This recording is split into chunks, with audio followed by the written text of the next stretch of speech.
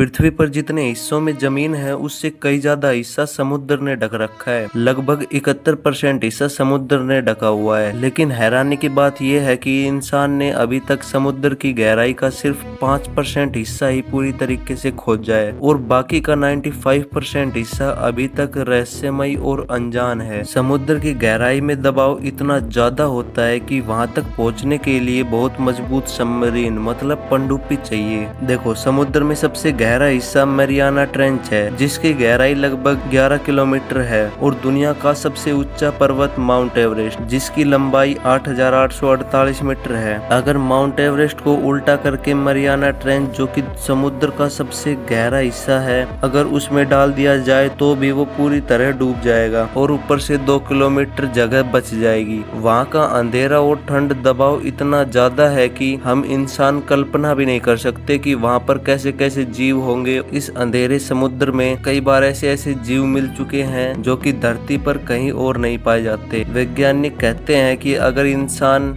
समुद्र की गहराई को पूरी तरह समझ ले तो नए जीव, नई दवाइयाँ, नए ऊर्जा के स्रोत और शायद जलवायु परिवर्तन मतलब क्लाइमेट चेंज का भी हल मिल सकता है। लेकिन अभी तक समुद्र इंसान के लिए उतना ही अनजान है जितना कि अंतरिक्ष। यानी हम चांद और मंगल के बारे में जानते हैं लेकिन अपनी ही धरती के महासागरों के बारे में बहुत कम। ये तो थी समुद्र की गहराई। अगर अंतरिक्ष के रहस्यों के बारे में जानना है तो वीडियो पूरी देखना।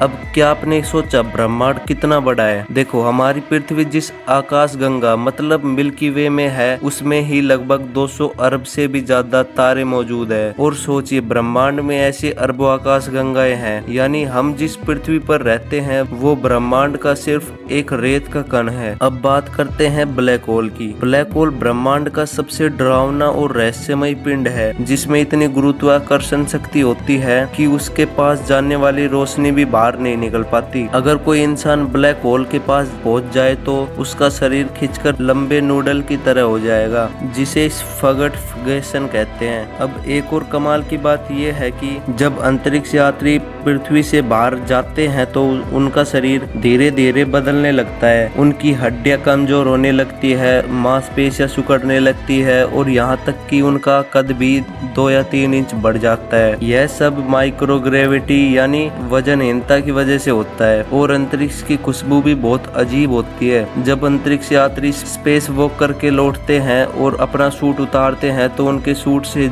जले हुए धातु और टैग जैसी गंध आती है। अब एक लास्ट बात यह है कि ब्रह्मांड लगातार फैल रहा है। हर सेकंड हमारी आकाशगंगा और दूर जा रही है। वैज्ञानिकों का मानना है कि अगर यह फैलाव ऐसे ही चलता रहा तो अरबों साल बाद तारे इतने दूर हो जाएंगे कि रात का आसमान बिल्कुल काला दिखेगा।